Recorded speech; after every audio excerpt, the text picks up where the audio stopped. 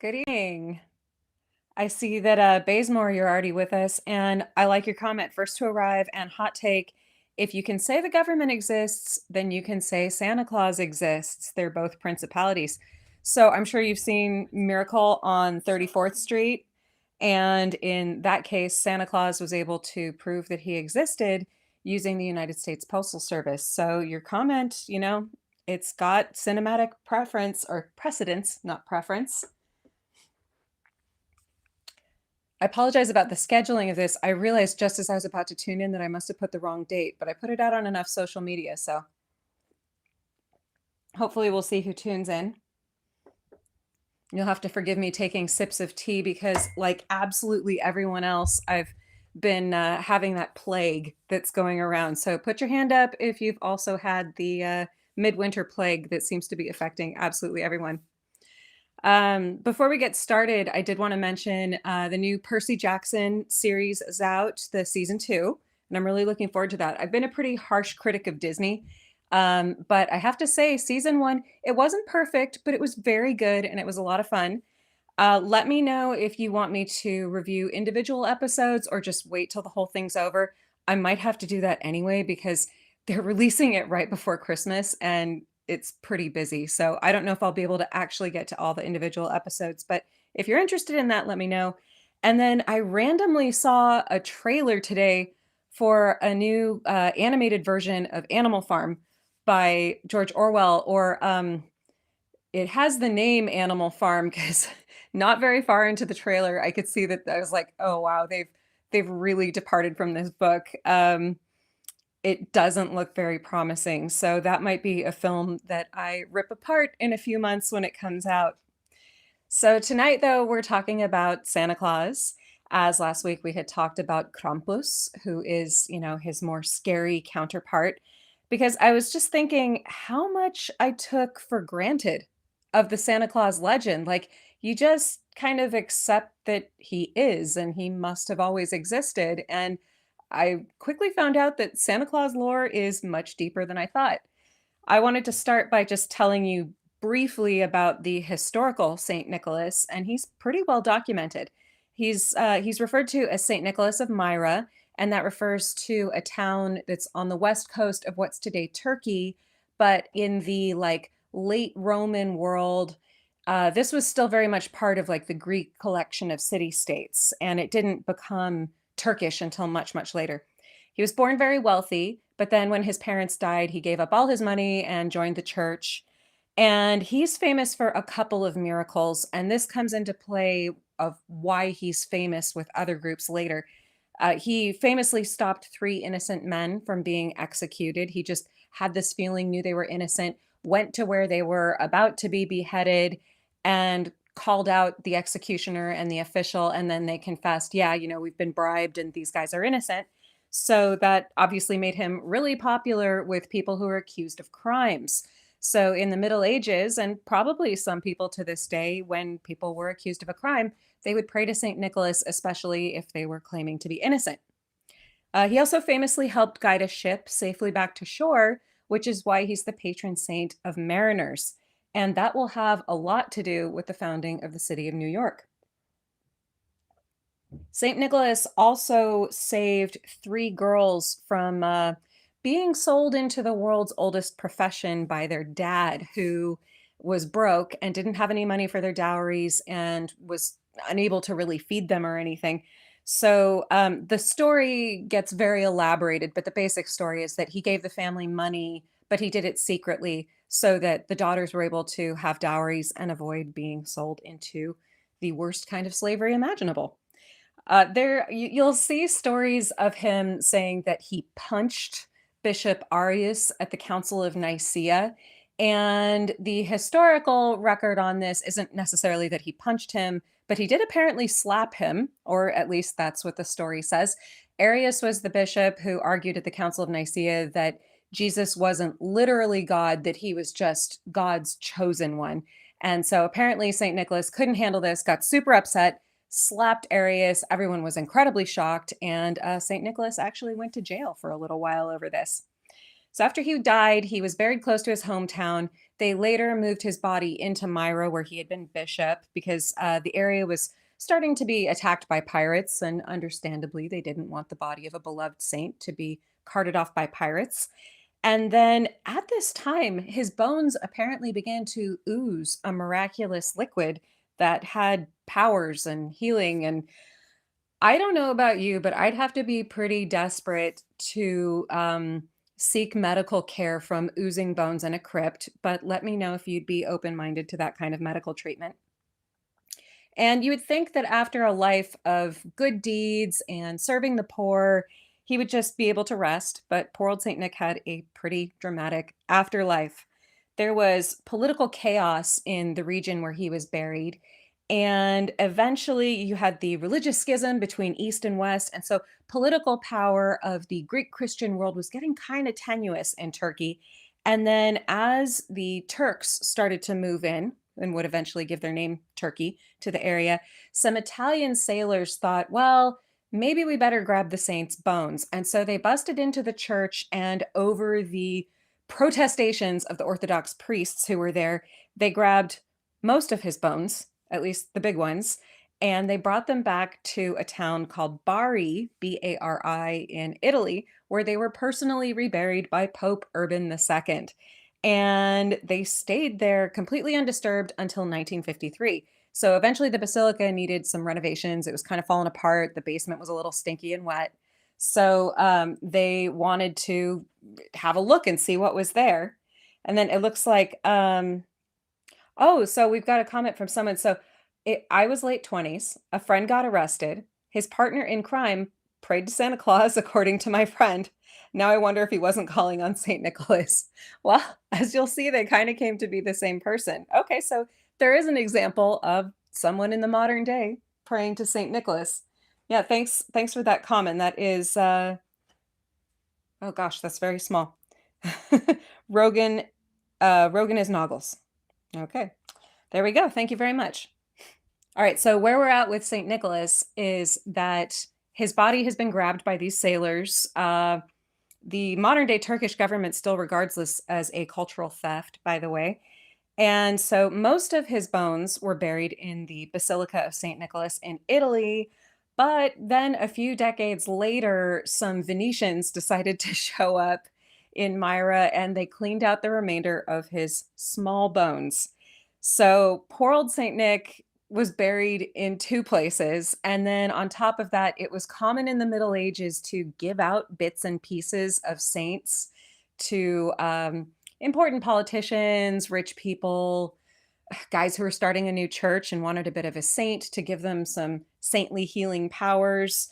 And yeah, but when they analyzed his bones in 1953, the ones that they have in Italy, it showed someone who was over 70 years of age and of average height, so 5'6", which back then is average height.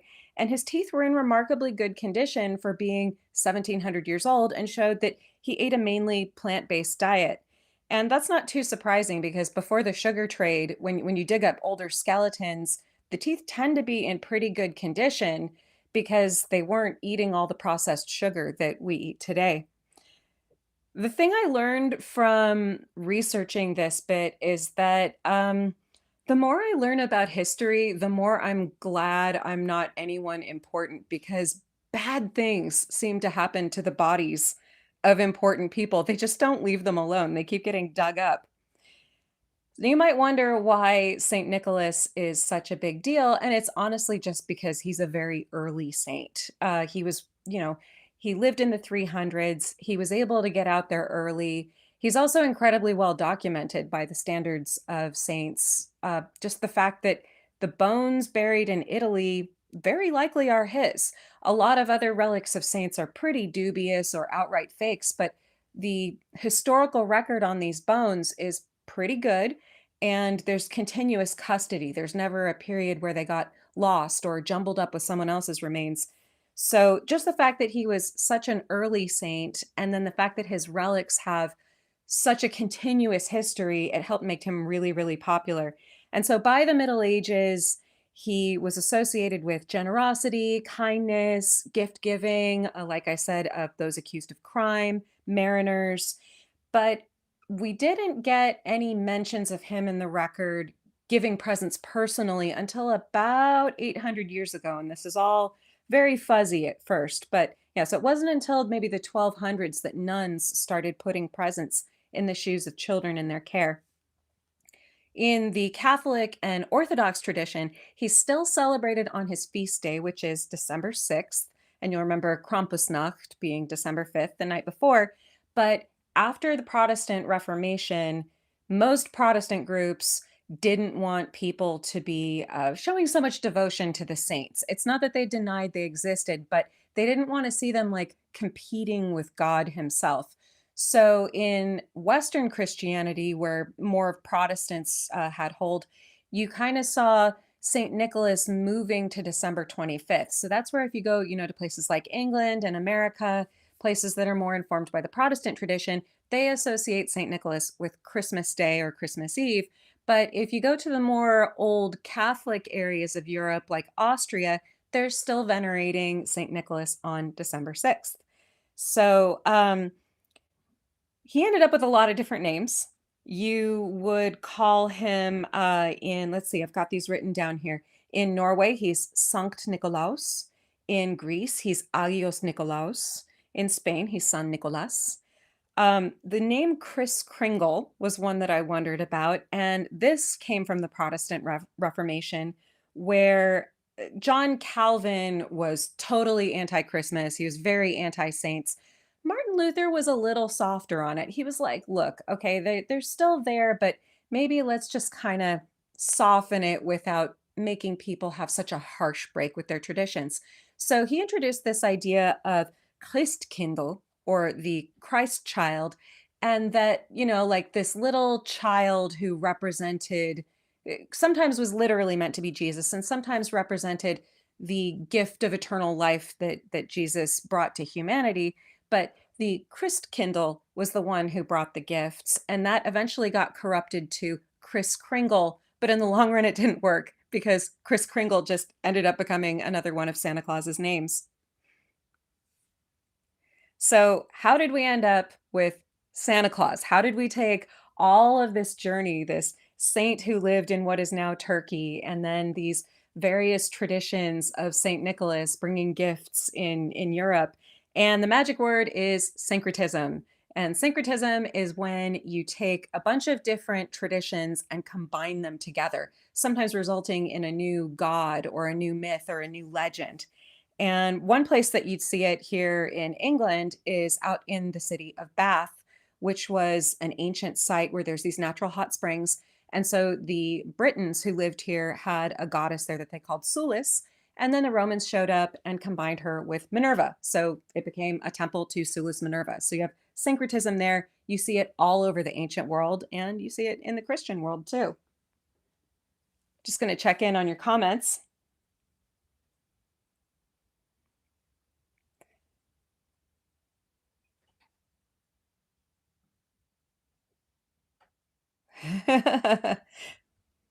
So St. Nicholas didn't consume sugar. So he probably isn't eating all those cookies we're leaving for him, I'm guessing. I got bad news for you, Mimi. He might not be eating those cookies. I won't be too specific in case you don't know, but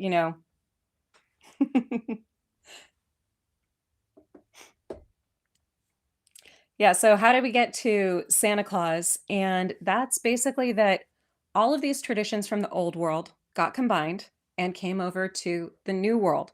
So Santa Claus, as we know him, is an American and specifically a New Yorker. I will try not to hold that against him. When the Dutch settlers started building towns in New York, so on Manhattan Island and then some of the surrounding areas in the Hudson River Valley, they brought with them their love of Sinterklaas, which is the name of St. Nicholas in Dutch, because the Dutch were traders. They went all over the world. They were the first to be able to do trade with Japan. And so it was very natural for them to have a strong affinity with St. Nicholas because they would have wanted him to protect their boats. And so he ended up becoming the patron saint of New York. And that association exists to this day. So the name Santa Claus is an English corruption of Sinterklaas, the Dutch name. And the first time it appeared in print was in 1773 in Rivington's Gazette, which was a newspaper in the city of New York. And St. Nicholas also gets mentioned a bunch of times in a book called Diedrich Knickerbocker's History of New York. And I love this book. It's not a real history, but it's a satire of history that was written by Washington Irving, who you probably know as the author of The Legend of Sleepy Hollow and Rip Van Winkle, both really funny stories. He's got a wicked sense of humor. And I think if you want to understand America, like the idea of America and American literature in particular, I really, really recommend that you read Washington Irving because so much of his writing, it's like the foundation at the bottom of American literature, in my opinion. And yes, he mentions St. Nicholas a bunch of times in his satirical history of New York, and most of the mentions are pretty funny. So check that out if you've got time. This connection with New York is so strong that 140 years later, in the film Miracle on 34th Street, which has been remade a few times, Santa Claus surprises a mother. If you remember this scene, the mother brings a little girl to come see Santa Claus at Macy's. And she says, "Oh, she won't be able to talk to you because we've just adopted her from Holland and she only speaks Dutch." And then Chris Kringle, as he's called in the film, instantly begins speaking Dutch with the little girl, much to her delight, because it's clear she hasn't been able to do much communicating as she hasn't yet learned English. And so this is not just a really nice story moment in that movie, but it's a direct reference to the connection between the Dutch, Santa Claus, and the city of New York. And in the history of New York, St. Nicholas is described as having a broad Dutch style hat and one of those long stemmed pipes, riding over the tops of trees in a wagon. So this book was published in 1809, and I feel like if I had to call a year, what's the year when Santa Claus was born? I'd say that's it. This is the first image that we get of Santa Claus flying, they say a wagon, so it's not a sled yet, but flying with his device to deliver presents over the trees. Although, he's got the broad brimmed hat instead of what will eventually become his pointy, furry hat. But yeah, so 1809 is, I think, definitely when we can say all of these legends just kind of cooked together and gave us the guy that we call Santa Claus today. For a long time, I thought that the earliest piece of writing for children about Santa Claus was the poem A Visit from St. Nicholas by Clement Clarke Moore. And that was written in 1823, and it's the poem that I blasphemed last week by rewriting it to make it about Krampus. But in doing my research here, I found out that A Visit from St. Nicholas is not the first one written for kids. 2 years earlier, there was volume 3 of a book series called The Children's Friend. And it doesn't have an author, but that was pretty common back then. It's sort of like, those little books that you buy for kids to just entertain them for a bit. So sometimes the authors were just hired guns and their names wouldn't end up on it. So we don't actually know who wrote this poem, but it's really cute, and I thought I would share it with you now. So get nice and comfortable for just a moment, although I feel like I should warn you, you might not like the ending. Old Santy Claus, with much delight, his reindeer drives this frosty night, o'er chimney tops and tracks of snow, to bring his yearly gifts to you. The steady friend of virtuous youth, the friend of duty and of truth. Each Christmas Eve he joys to come, where love and peace have made their home. Through many houses he has been, and various beds and stockings seen, some white as snow and neatly mended, others that seemed for pigs intended. To some I give a pretty doll, to some a peg top or a ball. No crackers, cannons, squibs, or rockets to blow their eyes up or their pockets. Where'er I found good girls or boys that hated quarrels, strife, and noise, I left an apple or a tart, or wooden gun or painted cart. No drums to stun their mother's ear, nor swords to make their sisters fear, but pretty books to store their mind with knowledge of each various kind. But where I found the children naughty, in manners rude, in temper haughty, thankless to parents, liars, swearers, boxers, or cheats, or base tale bearers. I left a long black birchen rod, such as the dread command of God directs a parent's hand to use when virtue's path his sons refuse. So I liked the ending of that one. It takes a real turn. It's so positive, and then all of a sudden it's like, but if you're not good. And it mentions the birchen rod, which again is associated with Krampus. He was said to carry birch switches. You may have noticed when I read that one that the rhyming seemed off, and this is where you can look back and see how the accent has changed over the last 200 years. Just the fact that they have got snow and you paired. There are dialects of English, and I'll even hear like some old folks here in Leicestershire. They don't really say you, they say yo. I have heard that in dialects of English. So snow and you rhymed to whoever wrote this poem. So we know this New York Dutch early 1820s accent is you're going to have snow and you rhyming. Also come and home, which don't rhyme in my West Coast American accent, but that those O sounds would have gone together. So that's one of the fun little bits of forensic work you can do when reading older poetry is you can see like, why don't these words rhyme? And then realize, oh, but they probably did to the person who wrote it, unless they're deliberately doing something off to make a joke. Now, once this version of Santa got established, the one we think of from "Twas the Night Before Christmas" and the poem I just read you, he became an instant hit. And he especially got popular due to the art of Thomas Nast. He drew a lot of pictures of him in the 19th century, and he was actually, I believe, the first person to write down or draw that Santa lived at the North Pole, and that was in a picture he did in 1866 in Harper's Weekly. The cool thing about Santa Claus is he really is an international collaboration. You had a lot of cross-pollination between Britain and America in the 19th century. And so the concept of Father Christmas is slightly different from Santa Claus. Father Christmas comes from a distinctly English tradition, and he more represents the spirit of the season. This is associated with like the Lord of Misrule that they would have during the Christmas season. And sometimes he'd be called Captain Christmas, which I thought was really cool. And I was like, oh man, I wonder what that superhero outfit would look like. Um, but yeah, eventually Father Christmas started to get folded into what is known as Santa Claus. The first time Santa said ho ho ho, he didn't actually say ho ho ho. He said oh ho in a poem called Santa Claus and the Mouse. And that's by an Australian poet named Emily Polson. And that was first published in 1889. I will be recording that one probably next week. So if you want to hear that one, it's actually very cute. It's funny and it has a nice little twist ending that I think children will enjoy.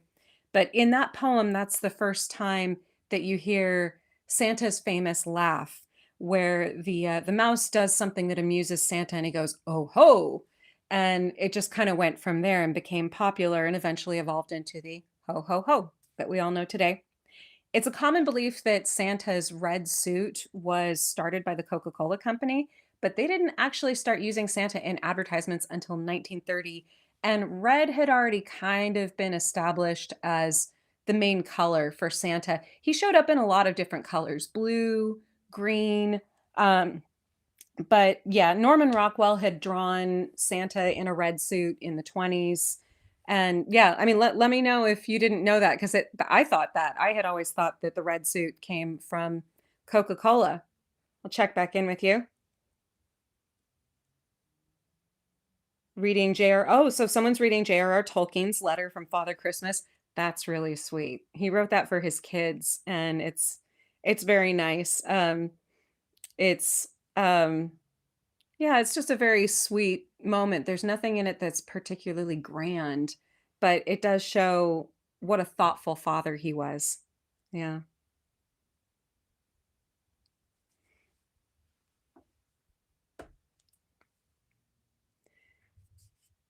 I wanted to finish up by giving some of my favorite examples of Santa Claus on film, and I want to hear from you what your favorite versions of Santa Claus are.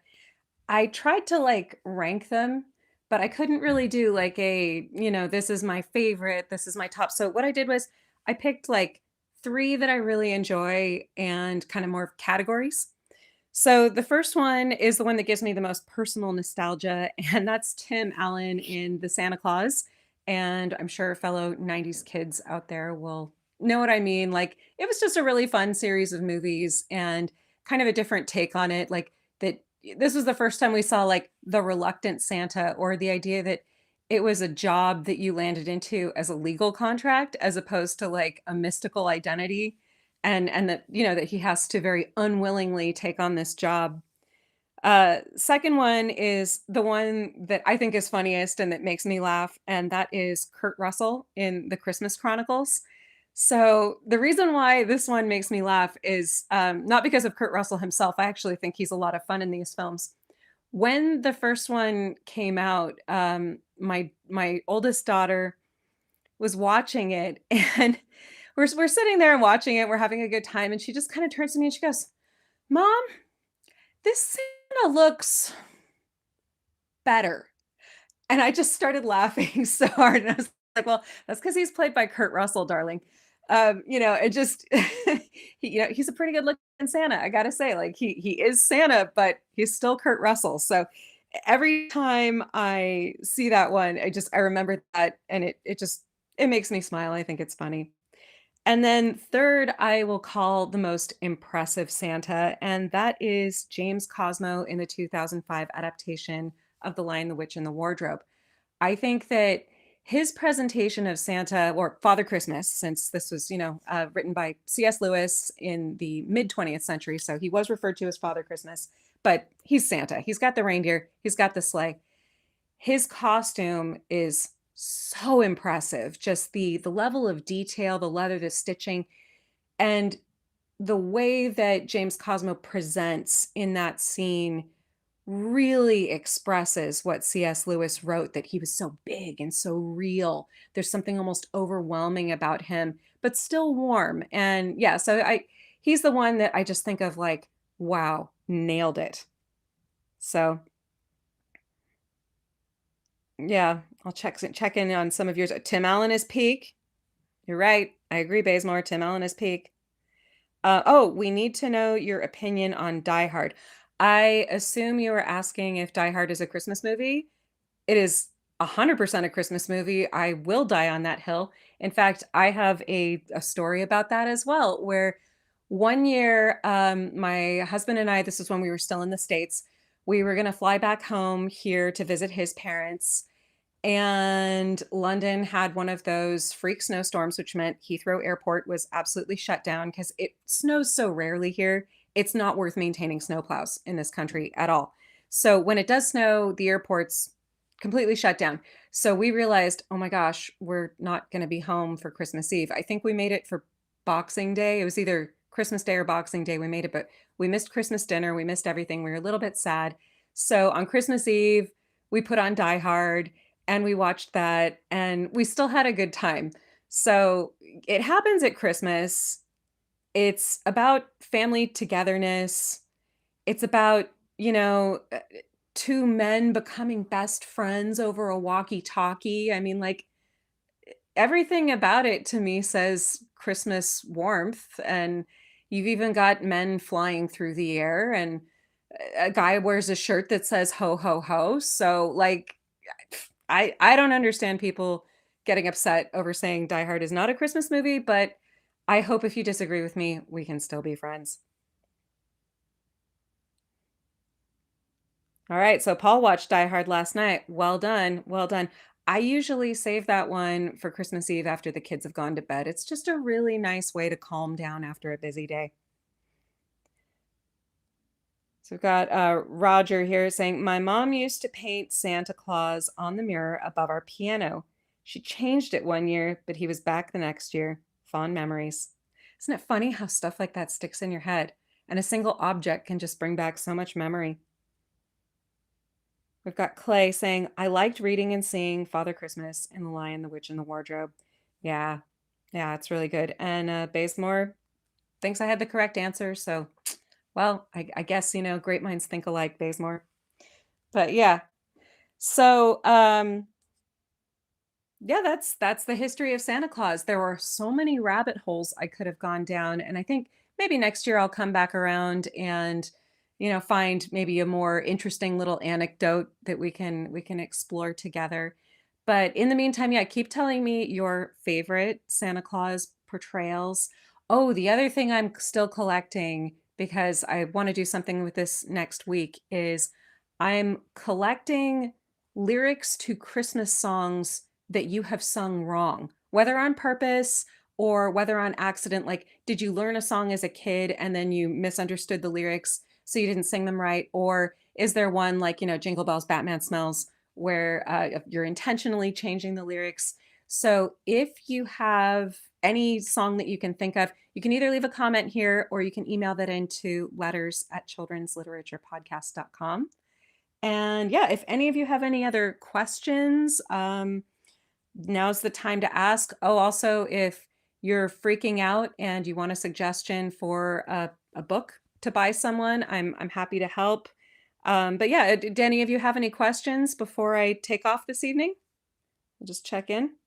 Robin laid an egg. You're right. Yeah, Jingle Bells, Batman Smells. Robin laid an egg. The funny thing is, here in England, the kids sing Robin Flew Away, and then they say Batmobile lost its wheel on the M1 motorway instead of and the Joker got away, which is how I learned it. So it's interesting hearing the different bits of folklore from children. Are those dino earrings? Yes, they are. These are my dino earrings have Santa hats on them. So these are my Christmas earrings. Very classy, aren't they? Thank you. Do your girls believe in Santa Claus?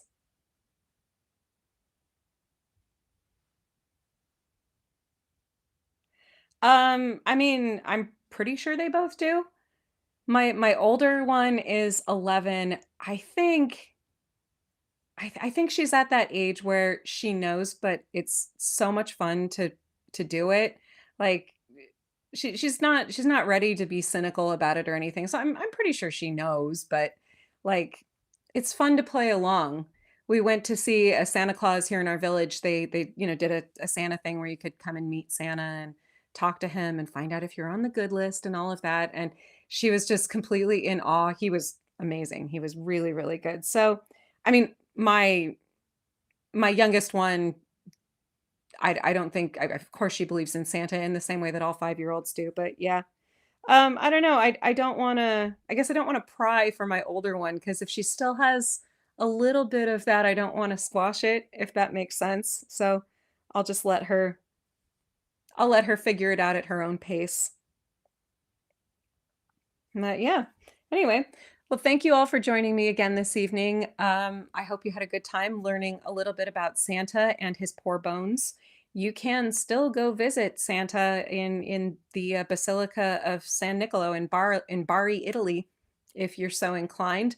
I don't think that that's something that I need to do necessarily, but it is interesting that he's still there. There he is. And yeah, anyway, I'm hoping to keep this up on Friday evenings, and it's nice to chat with all of you. And yeah, so send in questions if you need a recommendation for a book to get for someone for a Christmas present, and send me more lyrics of Christmas songs sung wrong. And as always, thanks for listening.